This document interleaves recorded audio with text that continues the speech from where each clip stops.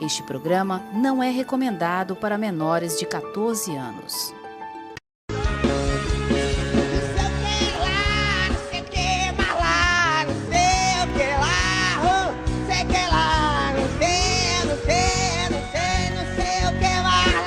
Boa noite, Maciele, boa noite você, telespectadores, nossos pares aqui, boa noite. Quem está conosco hoje é a Laísa Milena, uma carreira multifacetada, né, podemos dizer assim.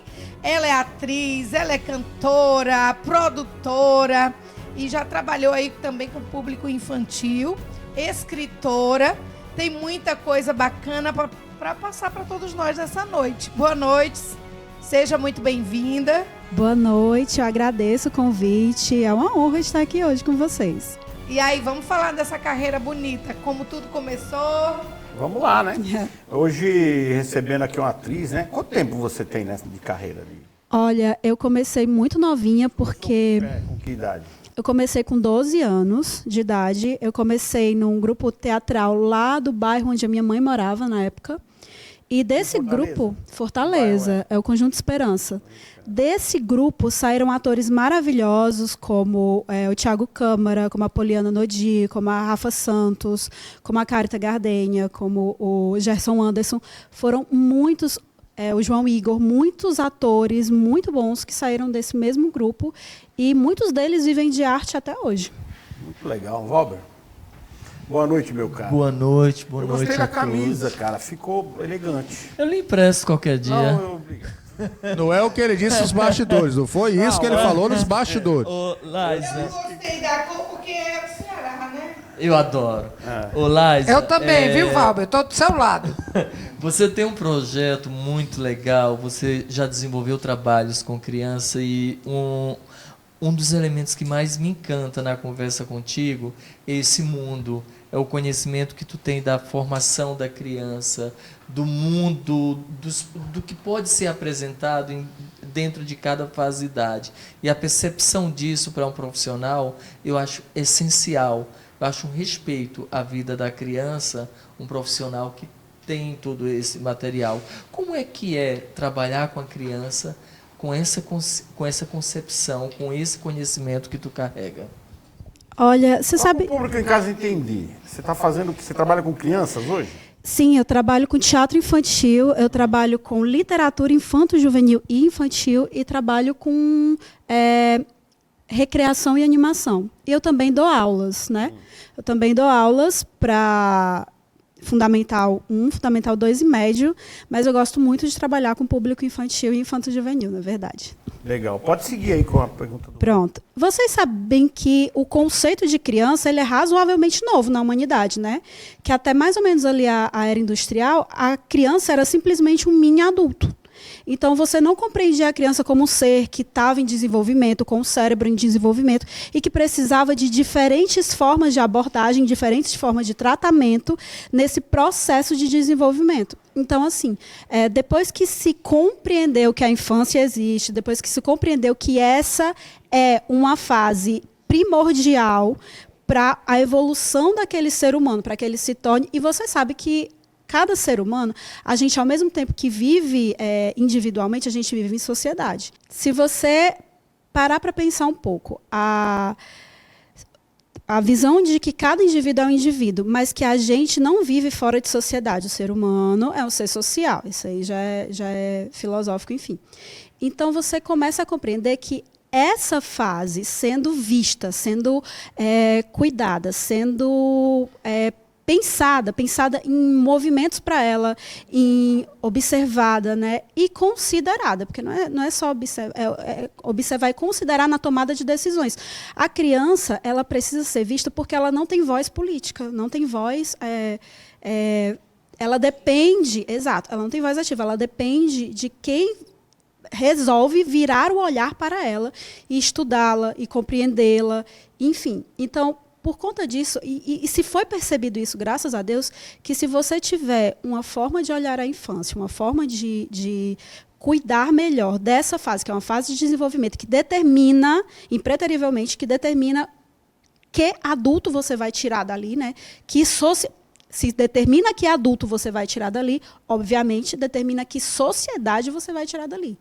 Então, assim, eu sou apaixonada por essa área, sou apaixonada por entender esse ser humano cru, esse ser humano em desenvolvimento. Eu tenho uma teoria que é até meio controversa. Eu tenho a teoria de que adultos não existem.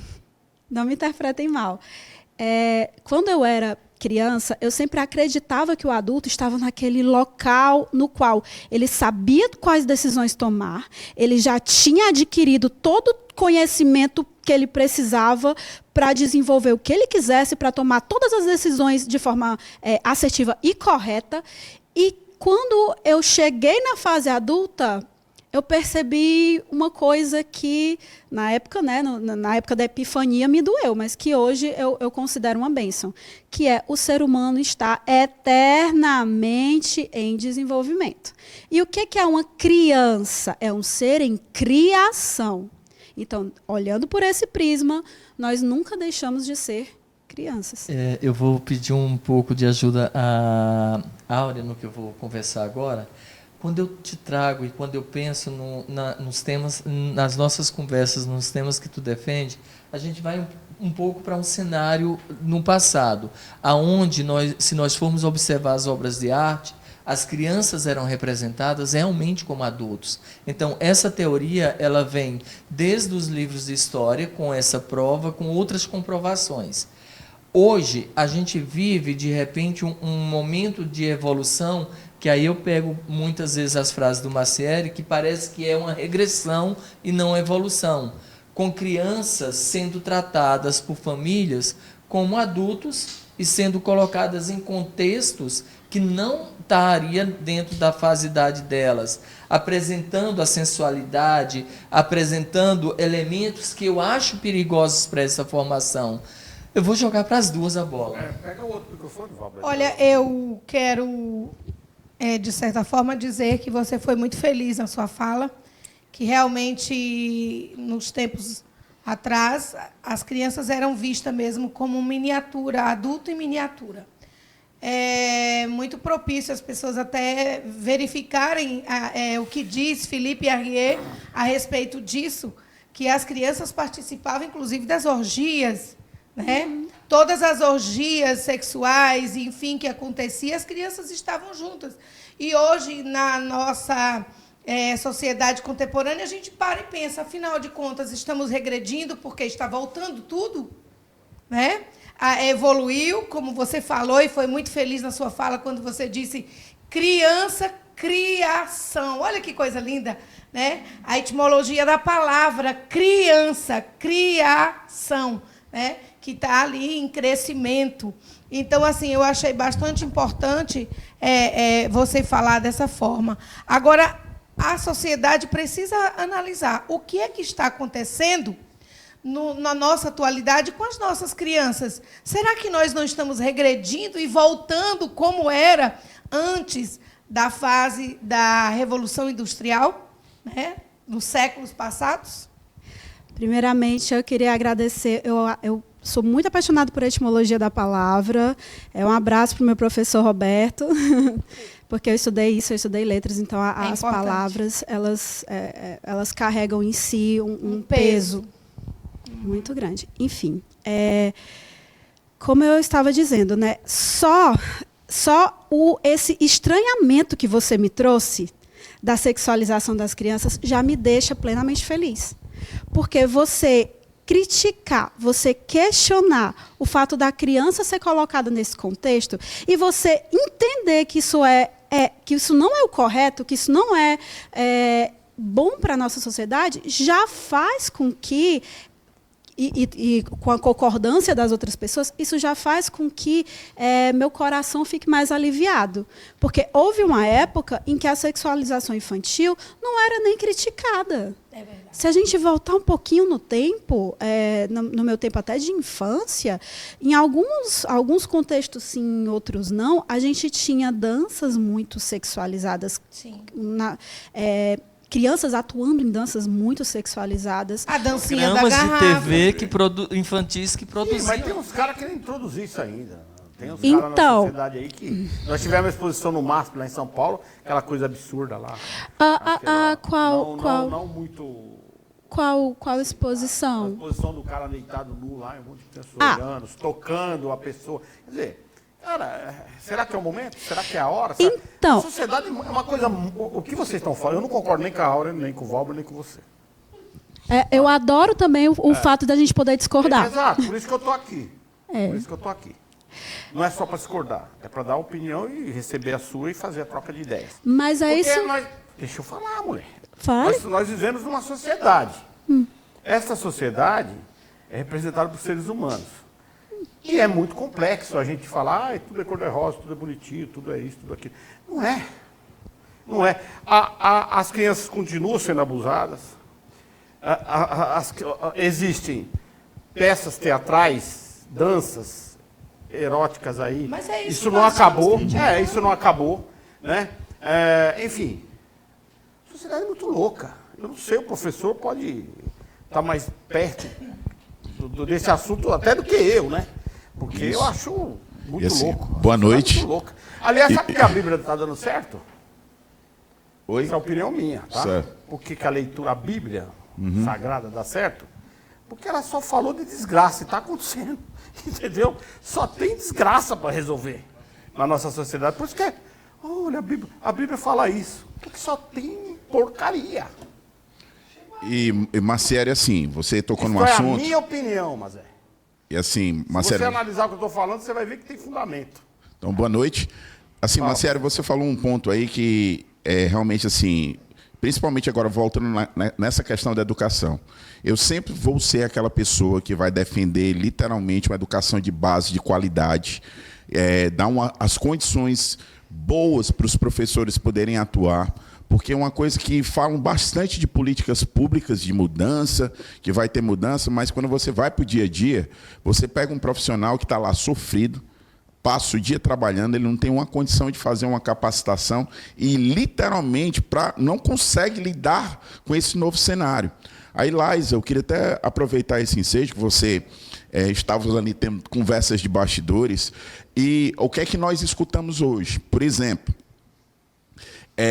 deu um boom sobre os neurodivergentes, né? Acho que nunca se ouviu falar tanto de transtorno do espectro autista, o transtorno do déficit de atenção, o TDAH, como agora. Aí você consegue escutar aquelas barbaridades, a hora que você sabe. Tá nascendo, agora parece que brotou do chão. Gente, isso sempre existiu. Agora que nós temos mais informação sobre isso. E eu queria, Laísa, que tu falasse um pouquinho se você tem algum trabalho em relação com crianças que chegam até você, até porque você é uma neurodivergente também, né? Ali, estávamos conversando ali, a Laísa me falou que tem TDAH. Então, eu disse para ela, Laísa, eu além de ser pai de um autista, eu também sou autista, tenho comorbidade de TDAH e de TPS, né? Então, queria que tu falasse um pouquinho para a gente nisso daí. Olha, ter identificado o TDAH foi um marco assim na minha vida, porque eu sempre ouvi durante o meu período de escola que eu era muito inteligente para umas coisas e muito burra para outras. E isso me marcou muito no meu crescimento, porque eu não conseguia compreender como é que eu ia lá, eu hiperfocava sempre pouco antes aquele processo de procrastinação e hiperfoco, procrastinação e hiperfoco. Eu sempre procrastinava até o último momento e depois eu hiperfocava, ia lá e tirava um 10 na prova. Então, na mesma semana que a minha mãe foi chamada para a escola para ter uma conversa com a diretora, porque eu não fazia nenhuma tarefa de casa, eu deixava tudo para a última hora, foi a mesma semana na qual ela foi chamada para eu ganhar medalha de melhor aluna da escola. Então, era uma coisa que ninguém compreendia, muito menos eu. Detalhe, a minha mãe também é neurodivergente, a minha mãe também é TDAH. E isso foi diagnosticado lá ela sofreu um trauma muito grande. A minha mãe tomou um tiro, uma bala perdida. Então, ela passou por um processo aí com o psiquiatra e ele identificou, tentou conversar. Mas, naquela época, ela não quis fazer o tratamento, ela nem do estresse pós-traumático e nem da questão... Na época, identificava, não foi nem TDAH, era déficit de atenção. Era déficit de atenção, E aí, ela não quis, assim, porque na época era muito estigmatizado, era médico de doido, enfim. E aí ela não quis fazer, o que prejudicou bastante ela nesse processo. Eu trabalhei... Agora, isso está aparecendo agora, né, com mais intensidade. Mas eu acho muito louca essa questão toda. Porque, assim, você para identificar alguém que tem essas síndromes e tal, eu acho que está muito distante ainda. Nós temos gênios no mundo, como Alan Musk, que é autista. Certo? Nós temos aí grandes artistas que são autistas. Eu tenho um filho autista e tal. Eu sou louco mesmo. Não tenho, o meu diagnóstico já saiu. Agora, veja bem, eu acho muito louco. E como ela falou aí, a professora, o que é certo e o que é errado. O que é certo e o que é errado? Me diga aí. Eu trabalhei numa escola... Entendeu? A complexidade do assunto? O que é certo, o que é errado? Gente, o certo e errado, se você fosse por essa concepção, depende muito do ponto de vista. Não tem certo nem errado, todo mundo tem a razão. E o ponto de vista é que é o ponto da questão, já dizia Raul Seixas. Por que é certo e que é errado porque você não fazia a lição da escola? Eu acho que isso não tem nada a ver. O certo e o errado deveria ser ligado à conduta. Mas é aí que tá. Você tem... Esse é o X. É o X da questão. Você tem que tratar cada ser humano como o universo que ele é. É um indivíduo. Subjetividade. Exatamente. Eu olhava, eu lia e eu entendia. Aí está o ponto da questão. Porque eu ainda não terminei meu lado, mas provavelmente eu sou de alta performance. E aí, eu lia, eu gosto muito de ler, eu lia e eu entendia. Aí eu vi o professor repetindo aquela mesma matéria na tarefa. Aí repetia para... Aí gente, perdão, crianças, não façam isso, mas eu fingia dor de cabeça para a biblioteca ler. Porque aquilo me sufocava. Eu ficava morrendo ali de... E assim, aí o professor quer. Aí os caras chatão igual tu, não, você tem que ler. Não, mas chatão que igual não. Eu sou uma professora chata. Deixa eu fazer essa inferência aí, ó. Cara, eu vou te falar, eu fui expulso de 4 escolas. Tá, tudo bem. Tá certo. Porque, bicho, coisa chata é professor chato. Mas peraí, deixa eu só fazer uma inferência. Marciere, eu quando comecei a ir para neurologista, viu, Áurea? Eu tinha 11 anos de idade, certo? Comecei a fazer, na época não existia TDAH, o H não tinha entrado ainda na nomenclatura, era só TDA.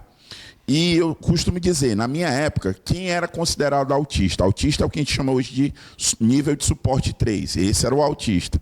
O nível de suporte 2 era chamado de retardado. Ele era retardado. E era normal, viu? Isso aqui, não, eu tenho um filho retardado. Tipo assim, o Fábio. Eu sei, o Fábio. Ele tem cara mesmo, eu tenho um filho retardado. Olha, isso é bullying. Calma, não vamos... Deixa eu tirar uma dúvida. Chegou a encomenda da Mazé ou não? Da Shopee? Não, me avisa quando chegar para pôr no ar, viu? Tá certo. Vai lá, fala. Mas sério, que hoje nós chamamos de nível de suporte 1, era o que faltava, era falta de peia em casa, como a gente diz aqui no Ceará. Então era porque não apanhava. E ainda tinha outro detalhe. Eu comecei a ser tratado pela minha comorbidade, que no caso era o TDAH. A medicação que foi passada para mim me deixou foi pior, porque eu estava tratando uma coisa que não era... Aliás, eu tinha, mas não era o ponto central, era uma... E que desencadeou em outra coisa. Outra coisa. Tem o TPS, que é o transtorno de processamento sensorial. Isso aí eu fui descobrir bem mais tarde. Aí, a última coisa, viu, Laísa, que eu passei por isso, que foi justamente de fazer os testes para a questão de altas habilidades e superdotação. Aí foi aí justamente, digamos assim, a minha... Passei. E, assim, hoje eu tenho uma superdotação. Não tenho alta habilidades, mas tenho superdotação. Exatamente. Então, agora, isso levou quanto tempo, Marciere? Praticamente a minha vida toda. Eu agora estou fazendo 49 anos daqui a alguns dias, e assim, mais da metade da minha vida foi de sofrimentos, de diagnósticos errados. Cara, eu tenho um filho autista. tá? E eu não sei nem que nível é, também não quero saber. E eu falo muito para a mãe dele o seguinte: deixa ele seguir a vida dele, do jeito que ele é. Ah, mas ele... Deixa o cara se desenvolver, deixa ele sair com a molecada, ir para a escola normal, e deixa ele. E o que aconteceu? Já tem 8 anos, lê, escreve, manda mensagem celular, conversa bem. Você percebe o autismo dele pela fala, né? Mas o cara tem uma vida, sabe? O que não pode muito é esse mimimi. Eu acho que é muito mimimi nessa história aí, eu não sei. A minha opinião, não é, olha, meu filhinho é autista, não pode isso, não pode aquilo, vou ter que levar ele ali, fazer isso, aquilo. Eu não concordo com isso. Eu acho que, cara, nós somos o exemplo que eu acabei de citar, né? Música, o cara mais bem desenvolvido no planeta Terra, intelectualmente, é autista. Agora, será que teve esse mimimi? Não tem. O ponto que eu vejo é a importância de laudar, mas que esse laudo seja um laudo feito por profissional, exatamente, de forma correta, que não venha um tratamento abusivo que vá causar mais retardo do que correção, assim como também a importância de formação dos professores. Isso é um ponto. Os pais, eles não têm essa formação, eles não têm que ter essa formação profissional. Mas o professor, ele não pode olhar para o aluno e dizer, é TDAH, é isso. Não, ele tem que perceber os sinais e conduzir essa criança. Tem uma equipe, exato. Tem uma equipe multidisciplinar. Só um pouquinho, Fábio, só para fazer isso aqui, ó. Só para você ter noção, Marciele, no mês passado, eu passei 2 semanas contratado pela Prefeitura de Caxias do Sul para dar formação para os profissionais da educação que trabalhavam com a educação especial, por conta justamente do grande volume que agora tem dentro das escolas.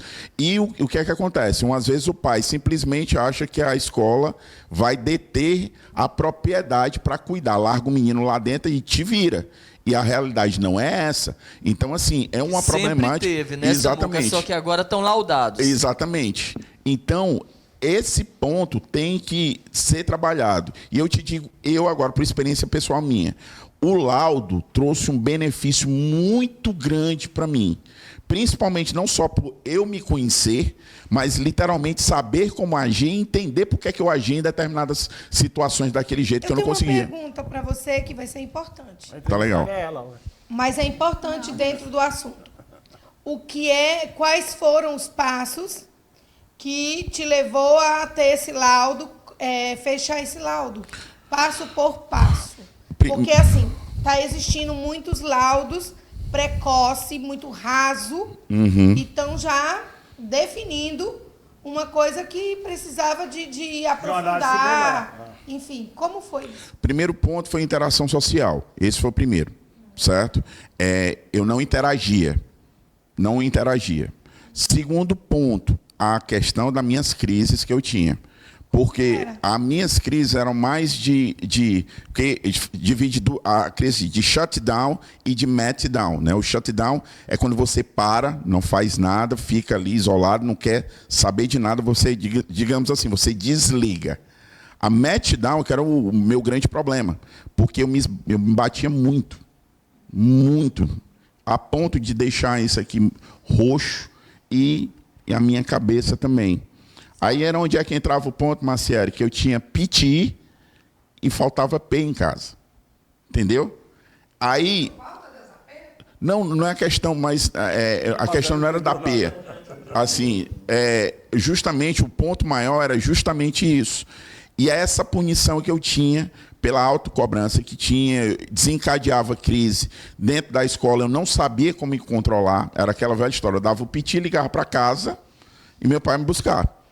Entendeu? E por que isso se repetia tanto? E cada vez mais a minha interação na escola piorou, prejudicou.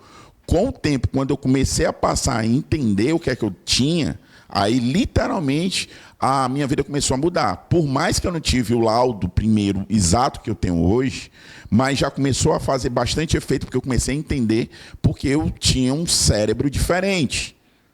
Eu não era como os outros. Comprovado por isso, por neurologista, tive psicólogo, tive psiquiatra, tu tá entendendo? Então, assim, tive também, até uma coisa também que eu não sabe, também que me ajudou. Psicológicos? Isso, e não só fonoaudiólogo também, por conta que apesar de não ter tido atraso em fala, mas a questão da gagueira também era muito, e era justamente por conta, quando entrava em crise, aquela história eu não conseguia entender. Então, por isso que eu digo, Marciele, a equipe multidisciplinar, que literalmente que eu digo que ainda me trata até hoje, é extremamente essencial. Não só porque eu faço como professor e treino professores também nessa área, mas também porque também eu tenho um filho neurodivergente, que eu costumo dizer, o maior beneficiado dele, assim, no caso, sou eu, porque literalmente eu consigo entender o que é que ele passa, porque é o que eu passo. Mas nós temos hoje, tem uma série de problemas. Os psicólogos hoje, os psiquiatras e tal, a maioria é tudo xarope, meu. Fala, nossa. Agora sabe o que eu tô falando? Não sabem direcionar, cara. Tu tá entendendo? É muito complicado essa coisa toda. Você cair na mão do profissional errado, acabou. Eu tenho um amigo, eu estive em São Paulo agora, falei, você tá de brincadeira. Ele tem compulsão sexual. Ele foi na psicóloga se tratar. Com 2 meses ele comeu a psicóloga.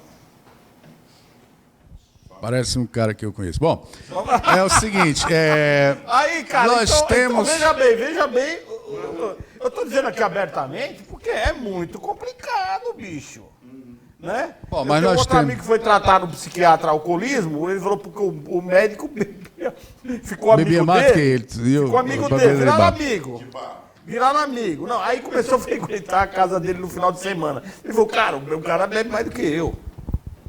Agora nós temos hoje... O mundo é doido, porque o mundo é louco. É doido, velho. Agora a nossa amiga convidada é atriz, escritora, produtora cultural e tem um trabalho forte nessa área. Eu queria que você falasse um pouco da sua carreira. Vamos deixar os doidos de Como lado. deixa os dois de lado.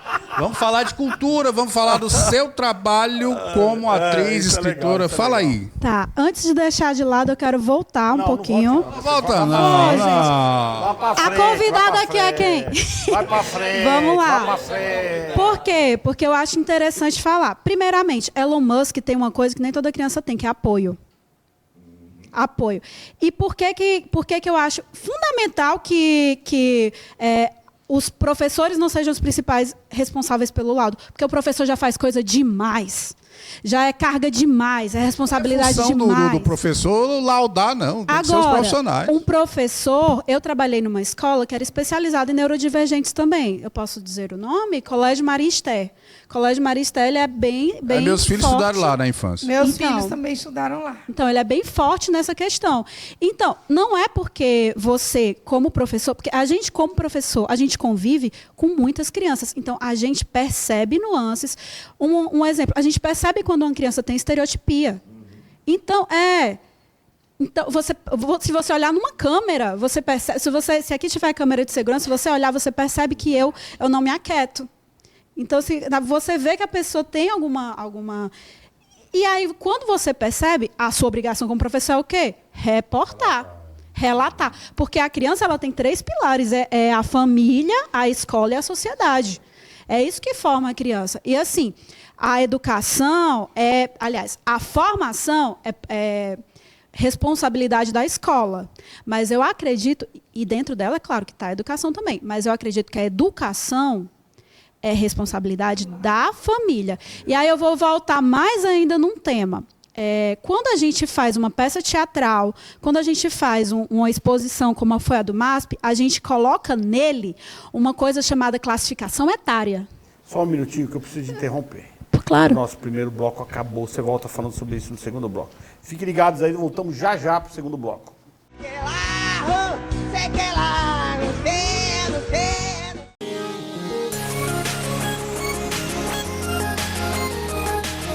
Quer passar um final de semana incrível, luxuoso e praticamente exclusivo aqui no Porto das Dunas? Então você precisa conhecer a Mansão Maciel. Gente, além de ser praticamente em frente ao Beach Park,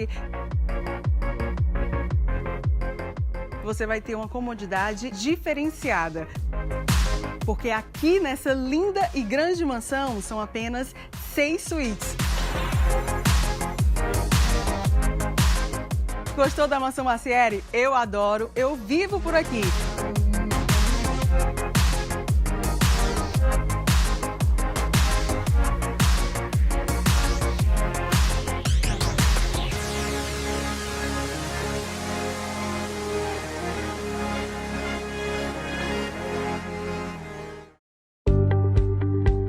Clínica Áurea Cedras. Nossas especialidades: psicologia adulto-infantil, psiquiatria adulto-infantil, psicopedagogia, nutrição, fisioterapia, massoterapia, geriatria, clínico geral, ginecologia, fonoaudiologia, consultas particulares e conveniadas. Avenida Dom Luiz, 500, sala 1622. Telefone 3458-1222. Clínica Áurea Cedras. Interdisciplinaridade e saúde.